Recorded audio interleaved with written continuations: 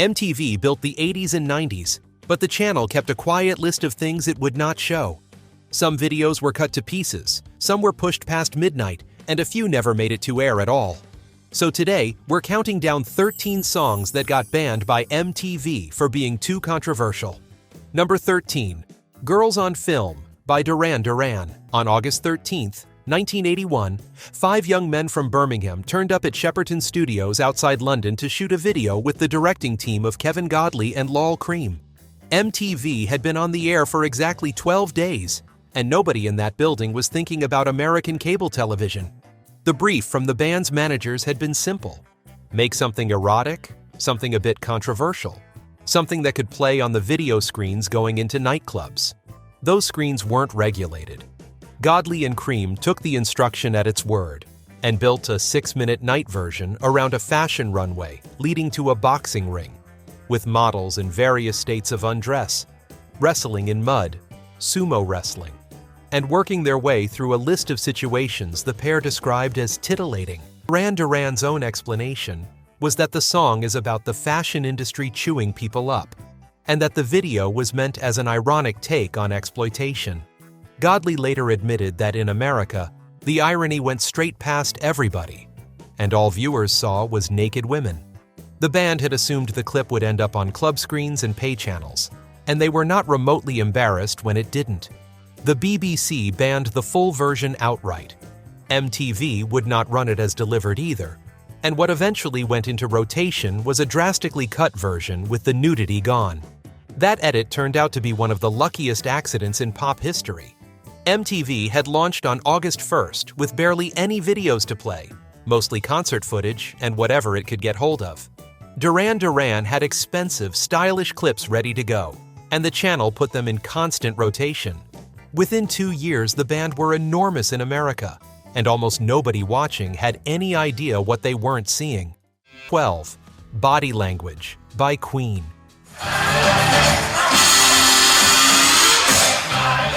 Queen had spent the 70s as one of the biggest rock bands alive, and then, in 1982, they released Hot Space. Freddie Mercury had been captivated by the success of Another One Bites the Dust and wanted an album built on funk and disco. The rest of the band were not remotely convinced, and neither were the fans. Body Language was the single that came out of that argument. There is almost no guitar on it, which for a Brian May group was close to heresy. Mercury championed it anyway, and later admitted he was outraged at how badly it went down in Britain.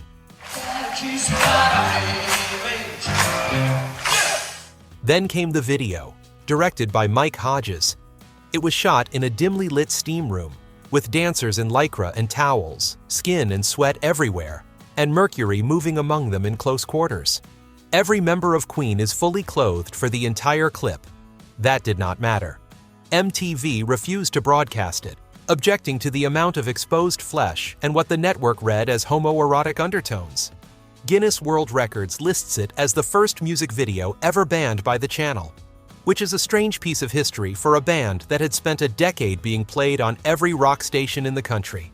The single still reached the American Top 20 on the strength of radio alone. Mercury took the wider rejection badly, complaining that people could at least have given the record a chance, and made it clear he had no intention of retreating and producing another Bohemian Rhapsody to keep everyone happy. 2 years later, the band managed it again with I Want to Break Free, which MTV also declined to play. This time because the 4 of them appeared in drag as characters from a British soap opera. Roger Taylor called the network narrow-minded, and the band largely stopped touring America.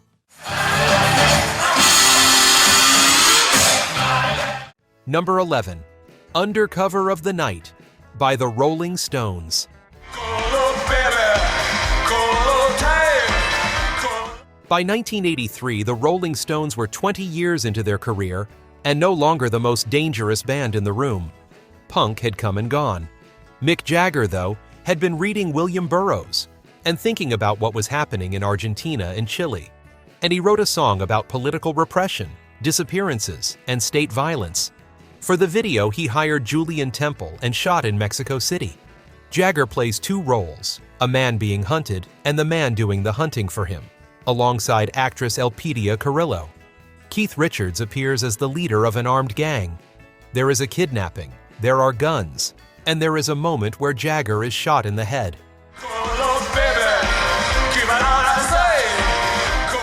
The BBC said flatly that it would not screen it.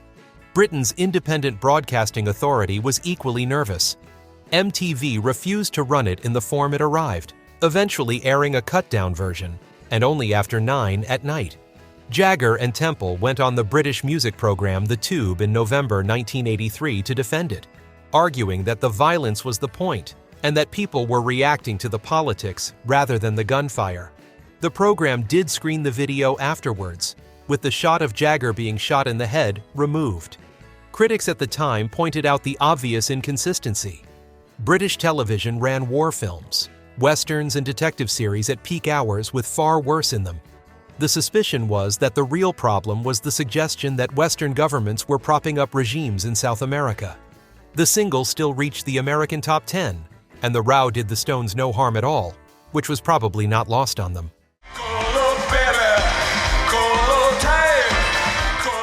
Number 10. When the Lady Smiles by Golden Earring.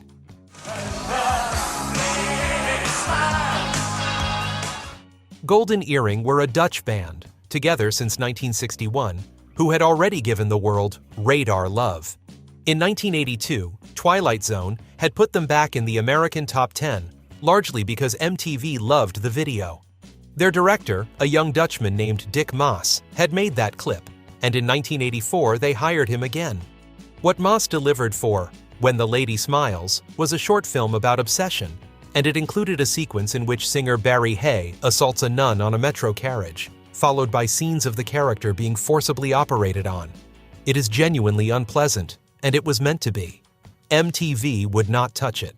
The network pulled it over the nun sequence, and while an edited version did circulate, the full cut was only ever seen late at night in a handful of places.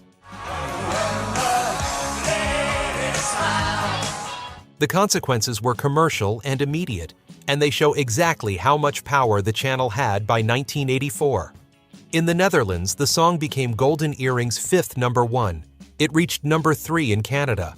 In America, where a band's fortunes now ran directly through MTV rotation, it stalled at number 76 on the Hot 100 after a promising start on the rock chart.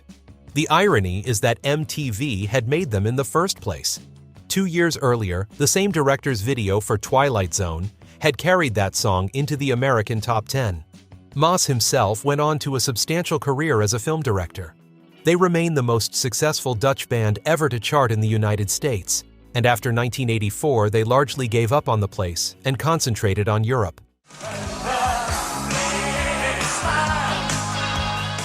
Number 9. I Want Your Sex by George Michael.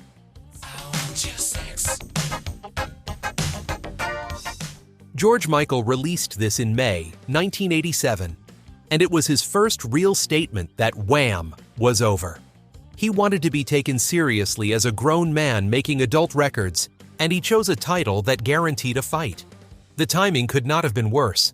Public health campaigns about AIDS were running constantly, and a mainstream pop star singing about desire in those terms was treated as reckless. The BBC pushed it out of daytime radio altogether. In America, some stations invented their own edit and announced it as I Want Your Love, which infuriated the label as much as anyone, since listeners then went looking for a record that didn't exist. Michael insisted the song was about monogamy, and to prove it, the video shows him writing that word on his girlfriend Kathy Jung's bare back in lipstick. Andy Morahan directed it. MTV was not soothed. The clip went through 3 separate rounds of edits before the network would approve it for broadcast, and even then, it ran with a disclaimer attached and was largely pushed to after-hours rotation. The record still reached number 2 in America, held off the top by U2, and number 3 in Britain. It was certified platinum in the States, and Faith went on to sell in the tens of millions and make him one of the biggest solo artists in the world. It also, rather wonderfully, won a Golden Raspberry for Worst Original Song, having appeared on the Beverly Hills Cop 2 soundtrack. In 2002, MTV2 ran a countdown of the most controversial videos ever shown on the channel, and this one placed third.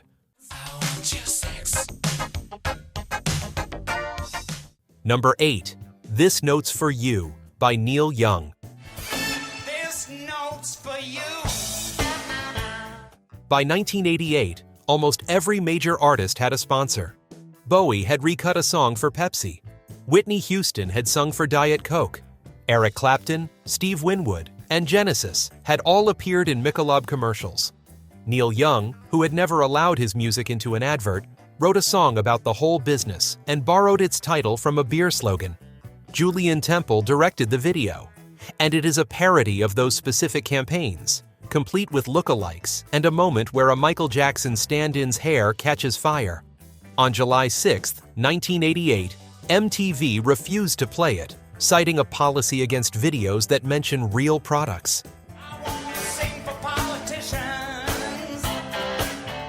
Young's response was an open letter calling the network spineless and asking whether the M in MTV stood for music or money.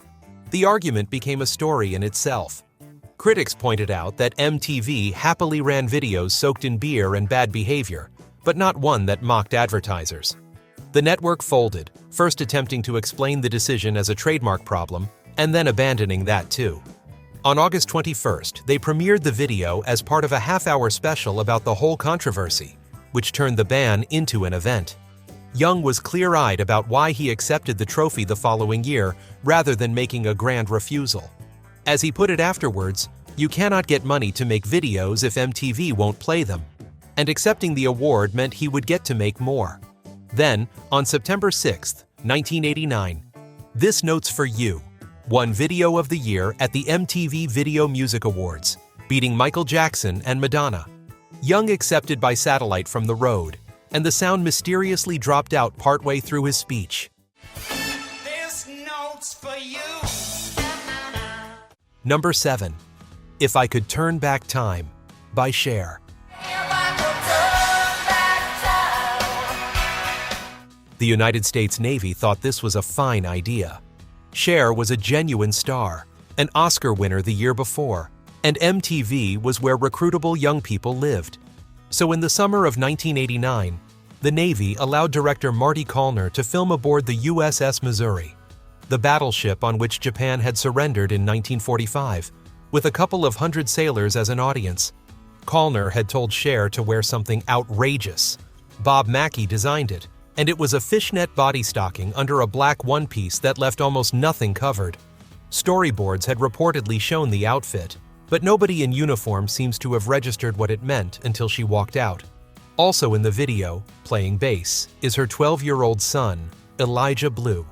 Mackie later said he begged her not to tell anyone he had designed it.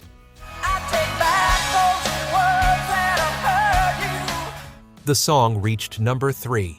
The video ran in regular rotation for around 8 weeks before the complaints, from veterans, from the Navy, from family groups, finally caught up with it. MTV banned it, then reversed and allowed it back only after 9 at night. A second, tamer version was shot to replace it. There is a nice footnote to all of this. Cher hadn't wanted to record the song at all. Diane Warren had written it for her, and Cher turned it down repeatedly until Warren offered to pay for the session herself if it didn't come out well. It became one of the defining hits of her career. Cher's own verdict on the video has never wavered. She has called it bold and crass and said she doesn't care. Number 6. Justify My Love by Madonna.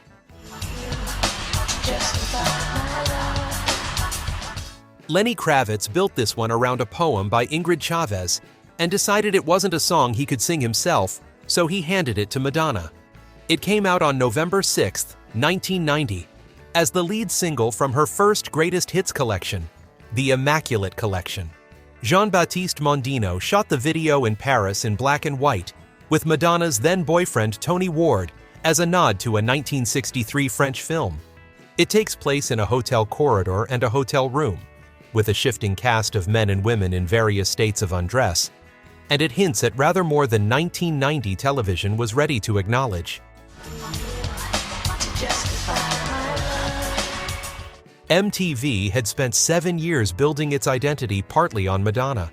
This time, the network said no to the entire thing, with no offer to edit. She had performed at the Video Music Awards only weeks earlier, which made the refusal feel personal.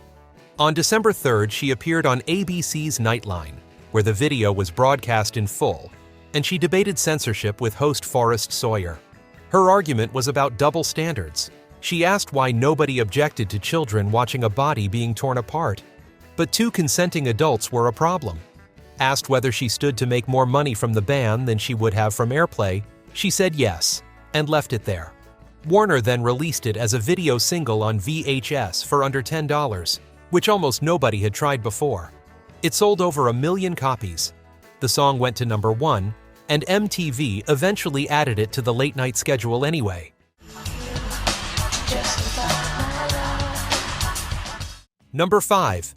Jesus Christ Pose by Soundgarden.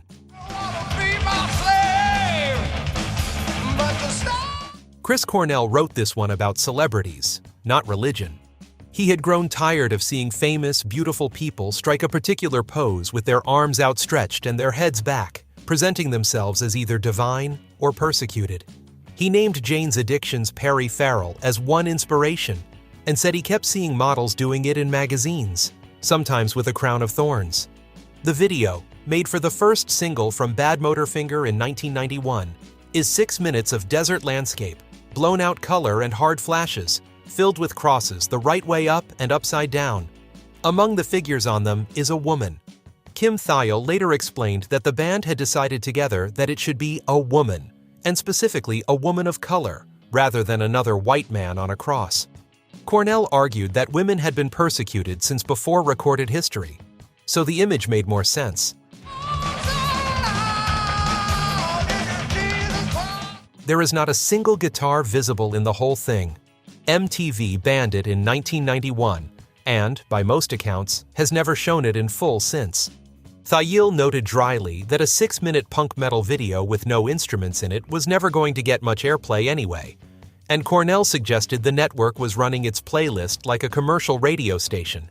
Christian viewers read the whole thing as an attack, and the band received death threats during a British tour.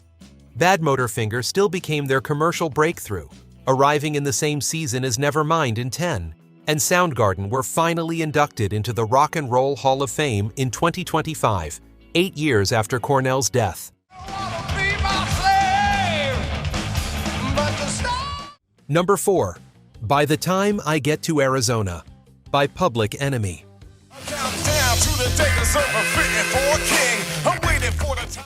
In 1987, Arizona Governor Evan Mecham canceled the state's Martin Luther King Jr. holiday. In November 1990, Arizona voters declined to bring it back. Public Enemy answered on their album Apocalypse 91, and Chuck D did not write a gentle protest song. The video, directed by Eric Meza, runs 2 stories at once. One follows civil rights-era scenes in the South. The other is set in 1991, with a fictional Public Enemy strike force traveling west, and it ends with Arizona politicians being assassinated, one by a car bomb. MTV aired it exactly once, in 1991, and then pulled it. Chuck D has said the band expected precisely that, and that once was enough. The backlash was enormous, and it was not only from conservative commentators. Coretta Scott King and a number of black activists objected too, on the grounds that King himself had been nonviolent. Chuck D's reply was that King's death had not been nonviolent, and that a video was a statement, not a plan.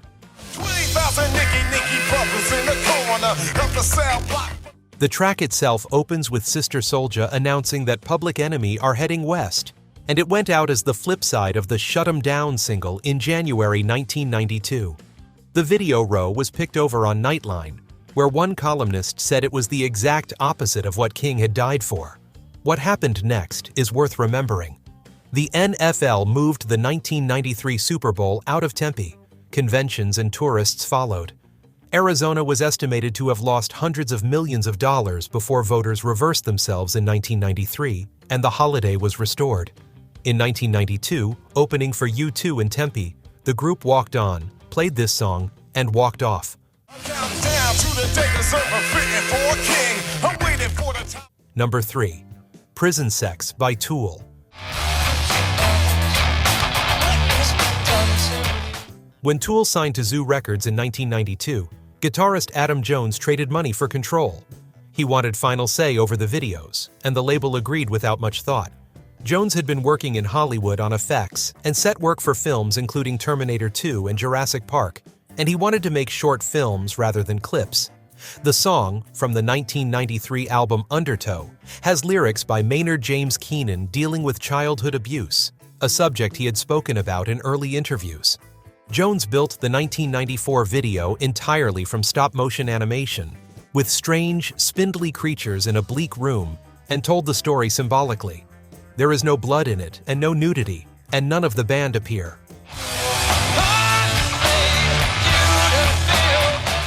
MTV's standards department watched it, decided it was simply too unsettling, and dropped it from rotation after only a handful of plays.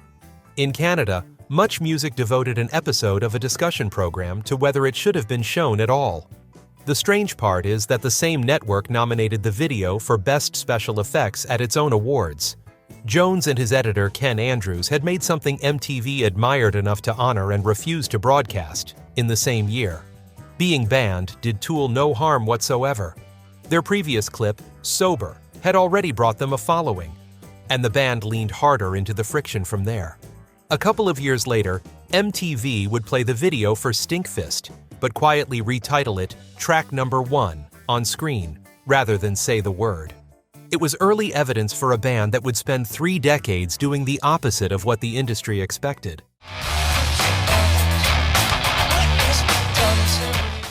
Number 2. Closer by 9 Inch Nails. Trent Reznor gave Mark Romanek a song with an unbroadcastable chorus and told him to make something for it. Romanek filmed in an abandoned Los Angeles hospital in April 1994, using hand-cranked cameras and 3-color film so the results would look like a decayed reel of film from a century earlier. What he produced looks like a Victorian laboratory run by someone who has lost their mind. A mechanical heart beating in time with the music, a monkey tied to a cross, a hanging carcass, an anatomical diagram, Reznor blindfolded and swinging from a chain. The visual references run to the photographer Joel Peter Witkin and the animators The Brothers Key. MTV's censors objected to a long list of it. Rather than reject the video entirely, the network negotiated. Images were blurred, blacked out or cropped, and where a shot had to go completely, it was replaced by a card reading "Scene Missing," with the band's logo on it. That censored version premiered on June 11, 1994, while the uncut one was quietly distributed to nightclubs and record shops. The edit made it stranger, rather than safer. Viewers spent 1994 and 1995 staring at those cards wondering what was underneath. And Closer became one of the biggest videos MTV ever played. The song itself crept to number 41 on the Hot 100, which for a record with that chorus is close to miraculous. The uncut director's cut eventually surfaced on the band's Closure release, and MTV2 finally aired it in full in 2002 as part of a late-night countdown of the channel's most notorious clips. Romanek, meanwhile, went on to direct Johnny Cash's Hurt 9 years later, from a song Reznor had written on the same album. Number 1.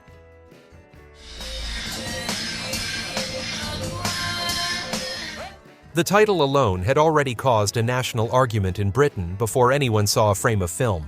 Liam Howlett insisted the phrase was about intensity rather than violence. Very few people accepted that, and Tori Amos was among the musicians who said so publicly. For the video, released in November 1997, the band hired Jonas Åkerlund, a Swedish former metal drummer who had barely worked outside his own country. He built it around a night he had half remembered in Copenhagen. The entire clip is shot from a first-person point of view, following someone through drink, drugs, aggression, vandalism, and sex, with the camera acting as their eyes.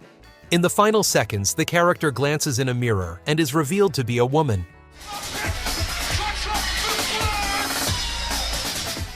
Almost every broadcaster on Earth refused it outright, in Britain, in America, and across most of Europe. MTV initially said no, then aired a cut version once, at midnight on December 7, 1997, with Kurt Loder appearing beforehand to warn viewers what was coming and suggest they switch off. It ran between 1 and 5 in the morning for about a week, and then the network stopped showing it altogether. The pushback came from every direction at once, including the House of Commons, the National Organization for Women, and fellow musicians such as Moby and the Beastie Boys. Åkerlund's own summary was that Britain objected to the violence and America objected to the nudity. One sequence, involving a car crash, was removed before release because of the death of Princess Diana that summer. It was still nominated for 4 MTV Video Music Awards and won 2 of them, and it made Åkerlund's career. In 2002, when MTV2 counted down the most controversial videos in the channel's history, this one was number 1.